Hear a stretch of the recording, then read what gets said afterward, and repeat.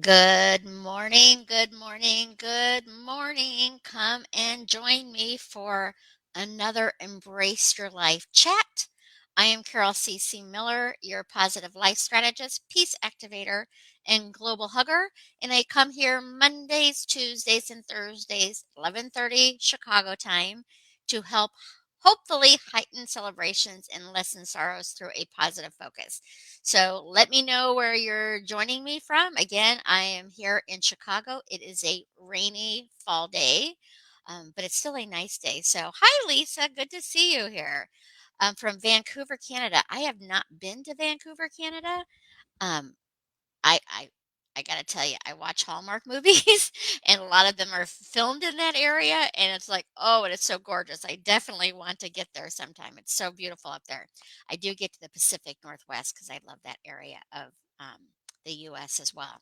But welcome, welcome. Thank you for joining me. Again, I'm Carol C. Miller, your positive life strategist, peace activator, and global hugger. And there's a couple things I like to share before getting started, especially for new people who may not know. Hi, Lisa. Good to see you. Well, we got Lisa's here. So, yes, British Columbia. I'm coming, Lisa. I am coming to British Columbia. It is so beautiful up there. But one thing I like to share with people right off is I am not an absolutist. I'm not a big fan of always, never, right, wrong, good, bad. You will definitely hear me use those terms on occasion, but I try to live in the majority of the time. So I live on a scale of 0 to 100, 0 being always negative, 100 being always positive. I don't know anybody who is at the 100 or at the 0. I do know people who are closer to 100, and I know people are closer to the 0. But that's why I focus on the majority of the time. I am loving, kind, compassionate, positive, happy, all of those things. So I work on being in the positive scale 80 to 100% of the time. And with my daily practices, I'm able to stay there the majority of the time. What does that mean? It means fear still visits me, doubt still visits me, anger still visits me, frustration, unworthiness, all of those things still visit me. But because of my daily practices, they don't grab a hold and take me on a ride as they might have in the past when I was not focusing on love, kindness, compassion, and peace as my four main values that I focus on. So, and that's what I use with coaching clients too, is that we focus on the majority of the time. Doesn't mean you're going to be 100% positive. I don't know that it's possible as a human being to be 100% positive, but there are 7 billion people on this planet. I can't possibly know what is always right for 7 billion people or never right for 7 billion people. I can know what is works for me and what doesn't work for me and what I know with my coaching clients and things. So I work on that scale. So know that going into any conversation, if you hear me say always, know in the back of your mind it's the majority of the time. So I do still say it on occasion, but I definitely try to lessen my use of those words. I'm a very word sensitive person, so words stick out for me a lot more than other people that might. And then the second thing I like to remind people is I'm a coach. I love coaching. I love supporting people in creating their dreams or growing their business or whatever that they come to me on. I am not a counselor or a therapist. And sometimes we need that type of support to move through something or grow from something. It is not wrong to seek out counseling or therapy. It is something that might be what you need to live your best life. So, whether it's a coach, a counselor, therapist, a clergy member, please know you are worth seeking out support to live your best life, whatever that looks like for you. It is not a judgment call, it's on taking care of yourself and being your best self in any given moment. So, I hope I'm saying this name right. Param from Sydney. I don't. What time is it in Sydney? That's another place I would like to get to. And hi, Cindy from Texas. What part of Texas are you joining me from? So today's conversation, it's going to be again, remember the importance of the majority of the time. The word I've chosen for today was brought up from a Facebook post from a friend of mine. It's not somebody I know super well, but I do know them in person. And they posted a picture, it was last week, of a car with a license plate on it because the driver threw out a drink out their window that almost hit their car. So naturally, most people are going to get very upset with that. A lot of anger is justified anger. And then shortly thereafter, that driver threw out their trash from their car window too, right on the street. So when I was reading that, I was immediately triggered like, what the heck? How could she do that? But then you go down a blame, shame, complain role. So the sharing of that story received hundreds of comments of, how dare she do this? Not nice comments about the driver, and we don't even know the driver. The driver could be a total jerk and did it without thinking or caring about other people. The driver could be in a situation that we don't know about, so there can be compassion there. The reason I'm bringing this up is complaining, venting. That's what the topic's going to be today, is about venting. Venting is the definition is to give free expression to a strong emotion. Do I ever vent? I certainly do. Do I do it as much as I might have in the past? No, because I know that most time venting, while it gets it out of your body to spew it with somebody or share it with somebody, there's really not a lot of solution base behind it. And so when I think about it, even that situation, the justified anger of this woman just throwing litter out for no reason that we know of, um, it tends to incite more of that same energy of blame, shame, and complain rather than either compassion or even thinking, okay, I don't know why she did that, but today I'm going to clean up a couple of pieces of trash that I see or things like that. So it's really about, what do you want to do with your frustration? What do you want to do with your venting and your anger? So the affirmation that I've chosen for today, it's 3:34 a.m. Param. Um, that's early. Thank you for joining. Hi, Michael from DeLand, Florida. I'm not sure what part of Florida that is. I have family in the Jacksonville area of Florida. So the affirmation today is, and if you're not familiar with affirmations, it's an affirming statement. So it doesn't mean it's positive or negative. If you say, I am really smart, that's a positive statement.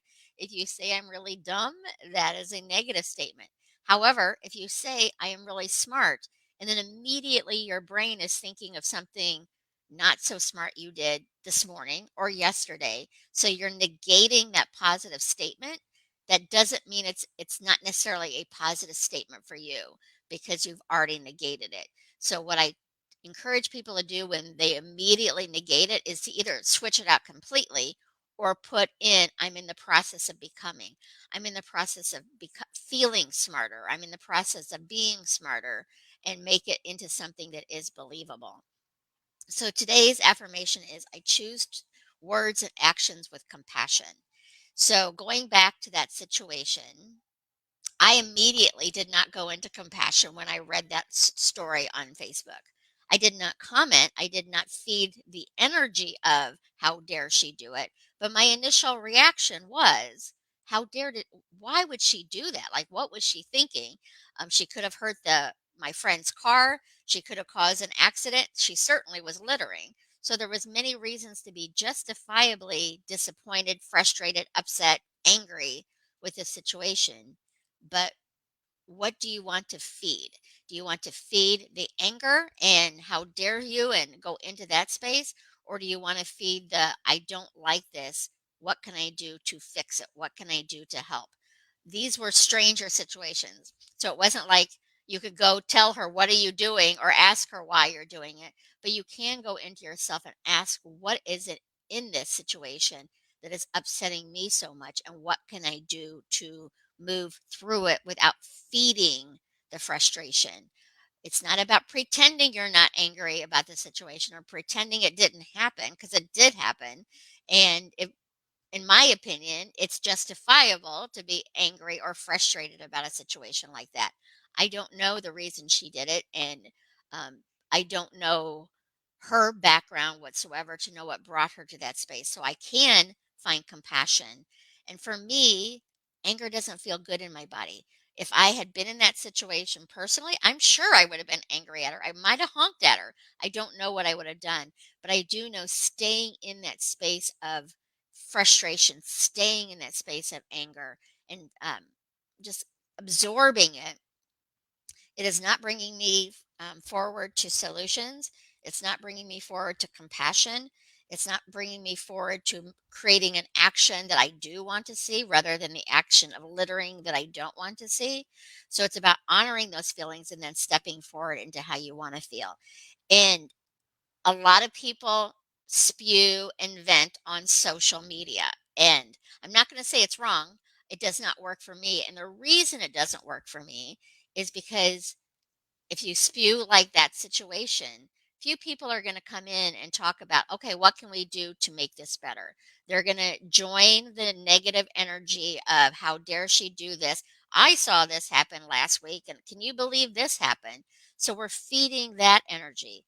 That energy isn't wrong to be upset about something like that, but it's how much attention do you want to give it? So if you're spewing something that you saw personally or heard about, then you're giving that energy the room to grow and be fueled by focusing on it. When I share a tough story like that, and I try not to share them very often because it's kind of natural to want to join the, I don't know if it's sympathy or if it's agreement with the person who just went through that experience. But when I do share them, I try to share what I want to see happen with it. Like, okay, today I'm going to go out and I'm going to pick up some trash because I saw that experience. Or I'm going to send that person love because they must be hurting in order to create that situation. So there's different things that I will think about. I'm still going to feel it. I promise you, when I read that post, I did not immediately go into compassion. I did go into how dare she, and then when I was looking at all the other comments, I'm like, ooh, I'm feeding what I don't want to feed. I'm feeding judgment. I'm feeding blame, shame, and complain. So I'm not going to go there. I'm going to focus on what I do want to go into. So my tips today are going to be feel your feels. I think sometimes people think being positive means pretending everything is rainbows and kittens and puppy dogs. That would certainly be nice, but it's certainly not what my idea of positive is. It is about feeling your feels, knowing that I'm on a scale of 0 to 100, so I'm not positive 100% of the time. And when I read posts like that, I can go from being happy to being irate very quickly because it's like, why did that person do that? So it's feel your feels, but know how to move through your feelings rather than spewing your feelings out at other people. So, one thing is to feel your feels. The second tip is, does it need to be said right now? Like, I'm upset right now. Take a breath. Do I need to immediately react upon it? Do I need to take time to respond to it? Does it need to be said now? Does it need to be said by me? And does it need to be yes, and does it need to be said at all? So think of those things before reacting upon something. The When you take a moment to sit back, breathe, think, you're able to respond rather than to react, rather than that knee-jerk reaction that many of us, including myself, tend to go to when we see something that we don't like. And then the other is when you're venting about something, and it could very well be a justifiable thing to vent on. I'm not saying anger is bad because it's not, but it's about how do you want to move through it. So, something I would encourage you to do when you're venting to I would encourage you not to vent on social media. But if you're going to vent on social media or vent with a friend, I would encourage you to say what you want out of it. Like, I just need to get this out. I don't want suggestions. I don't want support comments. I just need to get this out of my body. I would encourage you to write it down, shred it instead of sharing it on social media. Or if you're talking to a personal friend, and this is what I do with my friend who we both work through situations together, is sometimes especially if it's something that I'm hurt by, I may call her and say, you know what, right now I just need you to listen to me. I don't need solutions. Tomorrow we can focus on solutions. Today I just need you to hear me. So let the person know that you are talking to through this situation what you need from them. I just need listening ears right now. Or, and many times, if it's not something that has really triggered me, I'll say, okay, this really frustrated me today. Help me see a different way to see it. Help me focus on the solution of it rather than the problem of it. So it's whatever state of mind you're in the moment. Sometimes you may just need to be recognized and heard and seen. And sometimes you might be ready for the solutions of what somebody might offer. I used to be the person who would immediately go into solutions because I like to fix things.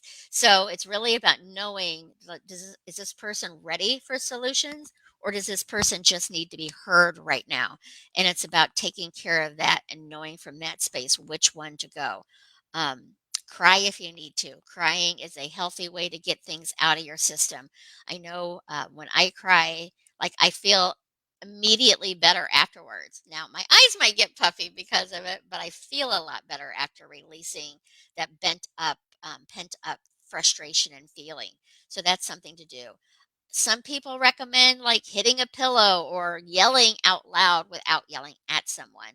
I am such a believer in peace that hitting something for me doesn't work because it's a violent act, even though it's not towards a person or a living being. I still personally don't like it. Some people do. It helps them get that out of their body. The importance is getting that frustration, that anger, that disappointment, that hurt, whatever has you in that venting mode out of your body so you're not spewing it on other people. So if hitting a pillow, throwing something, going for a walk, any of those things. But I would encourage you when you get into the how dare they do this, which I just told you it happens to me as well, but it doesn't happen as much because of my tools. And my tools, when I do go there, I notice like, oh, this doesn't feel good. So I go back into what will feel better. Coming up with solutions feels better to me. Honoring my feelings feels better to me.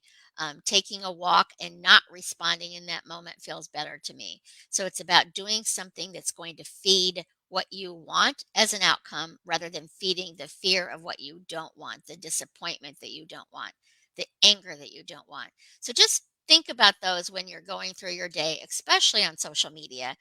I'm a firm believer that if there were two tables of 8 people at both tables, and one table was talking about the woes in the world, which there are plenty, and you went and sat at that table, most likely you're going to start talking about your woes in the world and agreeing with the woes. And that's just feeding that energy. If you sit at a table where 8 people are talking about the the love and kindness and the beauty of the world, and there is a lot of that going on in the world too, you're probably going to match that energy. So keep in mind what is the outcome that you want when you post something. When you're posting something that is more negative, what's the outcome you want? And maybe ask for that, like, you know what, this situation happened, how can I release it? How can I feel better about it? And ask the people who are commenting to go in the positive direction rather than agreeing with you on the how dare this happen. It's easy for us to go into the how dare you, how dare I energy, but you don't have to. And if you do go there, again, 0 to 100 scale, I don't know anyone who's at the 100% of the time in that space of love, kindness, compassion, and peace. But when you're feeding love, kindness, compassion, and peace, allowing that to grow. When you're feeding blame, shame, negativity, those kinds of things, complaining, allowing that to grow. It's not a right or a wrong. It's who do you want to be? How do you want to show up? And what do you want to allow to grow? So I really encourage you to consider it. It's again, I can't tell you what works for you. I can tell you blame, shame, and complain does not feel good to me. So when I catch myself doing it, I redirect it into what I do want. It also means when sometimes, and it doesn't happen as much because of my daily practices, but when I'm in that irate phase, or like I'm not able to see what I want because I'm so upset, then I will tell my friend, like, I just need to talk right now. And she will listen to me about it. And then tomorrow I'm like, okay, now I'm ready to work through it. Let's talk about why did I take this so personally, or why did this upset me so much? And how can I now move forward to not allowing that to happen again, or as strongly as it happened again? But sometimes we just need to be heard, and we don't need solutions in that moment. So kind of listen to yourself. Am I ready to work through this and find, the silver lining, so to speak, in the situation? Or do I need to sit here and just be heard and acknowledge that that hurt? And that's okay too. It's not a right or a wrong. It's about who you are and how you want to show up. So if you're not ready to move on from something, don't push yourself into moving on, but know that there is consequences and energy behind whatever we're putting out there in our thoughts, words, and actions. So that is my talk for today. Again, it's about venting. Is it helpful? It might feel helpful because it gets it out of your body by venting, but know your intention behind it. Do I want to get it out of my body? Maybe it's writing it down and shredding it. Maybe it's talking to a friend and saying, I just need you to listen to me right now. I don't need solutions. Because most people, I think, want to help to fix things. So they're probably going to provide you with solutions without, and you're not ready for them. Or they're going to jump into how dare they do that to you and feed your frustration rather than just listen to it. Let them observe what you're going through. And then when you're ready to come back and work on it, then they'll be there to help you work on it. But don't invite them to join you in your frustration. I hope that makes sense, because, again, it's about, what do you want to feed? Do you want to feed what you want in your life, or do you want to feed what you don't want in your life? Both are there for you to feed. Both of them are going to show up probably daily for you. So it's up to you on what you want to take care of. So I'm going to go into comments now. Again, the word was vent. Give free expression to a strong emotion. I want to remind you, frustration, anger, sadness, disappointment, all of those things are not wrong. It's just, how much time do you want to spend there? What do you want to give it attention to? Do you want to give your attention to what you want to feel like, or what you don't want to feel like? And only you are going to know how quickly you can move through that. But when you're aware of how you feel, that's when you can make those decisions to move from frustration to maybe just feeling a little bit better. You don't have to go from frustration to joy. Can it happen? Possibly. But usually we're taking steps to get out of that frustrating energy and into a better, more peaceful, kind, loving, happy, joyful space. It generally doesn't happen in 1 second. Can it? Possibly. I'm not going to tell you it can't, but I am going to say the majority of time it takes some steps to get there. So be gentle with yourself in the process of that too. I will be back on Monday. I'm here Mondays, Tuesdays, and Thursdays. Mondays, I'm here solo, I think. Tuesday will be Paul Savano, and we're talking about dealing with stressful thoughts and how to release them through the work of Byron Katie. It's a very powerful process. And then on Thursday, animal communicator Shauna Fisher will be back. So if you have an animal love in your life, whether they're here or they've passed, she can connect to their energy and give you messages on that. So I'm going to hop into comments here. Hi, Anna. Good to see you. Going through my divorce is hard because he's already moved in with his girlfriend. I'm working on separation papers. It's hard to move on, and it's an emotional roller coaster. Absolutely, Anna. There is nothing. I think that that's my biggest, I don't know if it's my biggest challenge, but you don't have to be positive all the time. And we all go through situations in our lives where hurt is what's leading the way, frustration is leading the way. It's about being aware and paying attention. So as you go through this divorce, seek people. Like, I am not a divorce expert, so I am not the person to necessarily navigate with you through that. I am able to navigate with you on emotions and the feelings for it. And you need to feel your feels. Right now you're going through a variety of different emotions on what this experience is like. So my biggest tip for you is to really be gentle with yourself through the process and be aware of how you're feeling, because if you let the fear, the anger, and all those feelings take over, then you are on autopilot and your feelings are leading you rather than you being in charge of your feelings. But you're still going to have all those feelings. I can't take them away from you on the experience, but the more gentle you are with yourself through the process, the easier it will be to get through it. And know that you're worth living your best life, and to move forward with that too. So I think I've gotten to everybody's comments here. If I missed anybody, I apologize, and I will come back later and look at the comments. And so I hope you join me on Monday. I'm not sure what the topic will be, but it will be about something to heighten celebrations and lessen sorrows through a positive focus. Tuesday will be Paul, and we'll be talking about stress, how to deal with stressful thoughts. The work is a powerful 4-question tool that really does help mitigate the stress that you might be going through. And then Thursday, we're going to be talking about our animal loved ones, and helping you with any messages there. So have a great rest of your day and weekend. And remember, you matter. You matter to me. You matter to the world. And most importantly, you matter to you. So we'll talk soon. So long for now.